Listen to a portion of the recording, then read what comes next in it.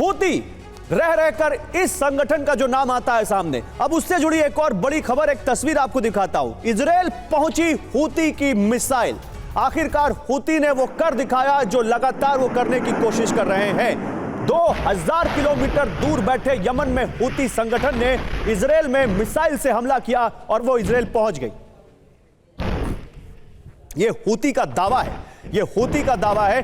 Houthi के इस दावे पर इजराइल का कोई आधिकारिक बयान नहीं है, कोई ऑफिशियल कंफर्मेशन नहीं है, लेकिन हूती ये कह रहे हैं कि उन्होंने जो मिसाइल दागी वो इजराइल पहुंच गई।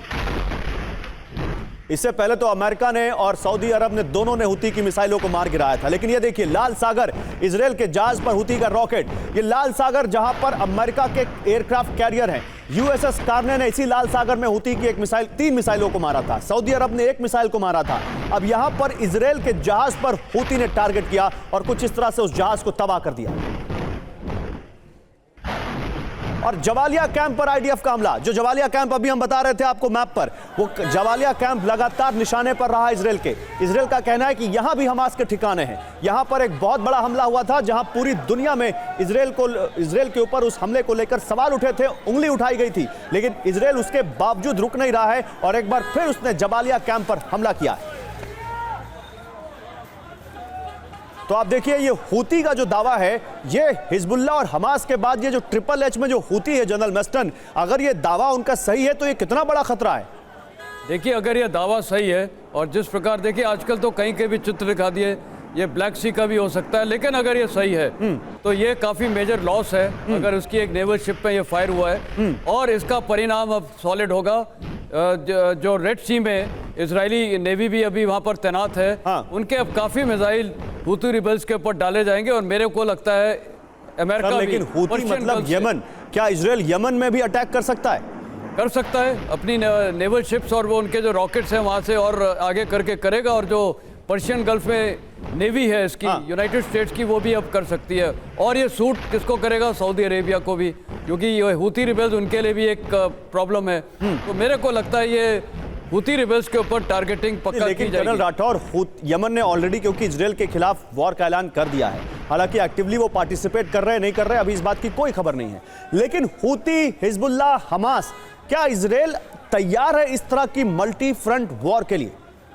देखिए, हूतियों ने 2 वार्निंग दी हैं। एक तो उन्होंने बोला है कि इजराइल की शिपिंग को हम बाबले मंदब से रेड सी में नहीं आने देंगे। और वो बड़ी पोटेंट वार्निंग है, जिसकी वजह से या तो अमेरिका और इजरायली नेवी वहाँ पर प्रेजेंस बढ़ाए, नहीं तो सन 2000 में आपको याद दिलाता हूँ, यूएसएस कोल को सुसाइड अटैक हुआ था यमन पे और वो एसएस कोल को उन्होंने डैमेज कर दिया था। नंबर 1 ये चीज़ है। दूसरी, हूती रिबेल्स जो हैं सबसे ज़्यादा तैयार हैं। आप देखिए, वो MQ-9 रीपर ड्रोन गिरा देते हैं। आप देखिए, उनके पास मिसाइल्स हैं जो सदन इजराइल में आके अटैक कर रही है, पूरा सऊदी अरेबिया को फ्लाई करके आती है। और हूती रेड सी क्रॉस करके आ रही है वो। जी हाँ। तो ये एक चीज़ है। दूसरा, एक बहुत ज़रूरी बात मैं बताना चाहूँगा, उन्होंने बोला है कि हमें रास्ता दो, हम अपने लड़ाके भेजेंगे इजराइल में लड़ने के लिए, क्योंकि लैंड बॉर्डर शेयर नहीं करते।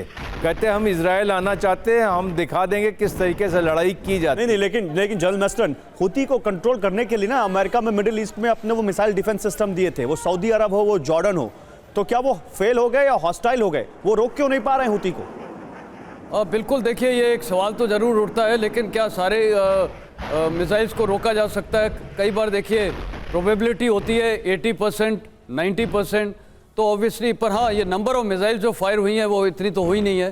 तो ये थोड़ी हैरानी की बात है। लेकिन कुछ दिन पहले, मेरे ख्याल जब पहले भी इन्होंने मिसाइल्स फायर की थी, जॉर्डन ने पैट्रियट मिसाइल्स फायर किए थे जहां जो अमेरिका के वहाँ तैनात हैं, और उसमें हूती के काफ़ी वहाँ पर रॉकेट्स गिराए गए थे। लेकिन ये वाला इजराइल की टेरिटरी में पहुंच गया। सर सॉरी, आपको बीच में रोक रहा हूं। एक बहुत बड़ी ब्रेकिंग न्यूज है और ये बहुत बड़ी खबर है। अगर ये खबर सही है तो ये वॉर का पूरा डायरेक्शन चेंज करने लायक खबर है। एटमी विकल्प सोच रहा है इजराइल। इजराइल वॉर में गंभीर एटमी खतरा, वजूद खतरे में आया तो कुछ भी करेगा, यूं ही नहीं था इजरायली मंत्री का बयान। ईरान के एक पूर्व डिप्लोमेट ने यह सनसनीखेज बयान दिया है। यानी एक बयान जो इजराइल की तरफ से आया था उस पर मुहर ईरान की तरफ से लगती हुई। वो कह रहे हैं कि अगर इजराइल को लगा कि उनका वजूद खतरे में है तो वो परमाणु बम तक गिरा देंगे। ये परमाणु बम गिराने का जो ये दावा किया गया है ईरान की तरफ से, वो बहुत बड़ी वार्निंग या बहुत बड़ा एक मोड़ दे सकती है इस वॉर को। लेकिन एक मोड़ इस वॉर को एक और चीज दे सकती है, और वो है एक मीटिंग जो आज होने वाली है अमेरिका में।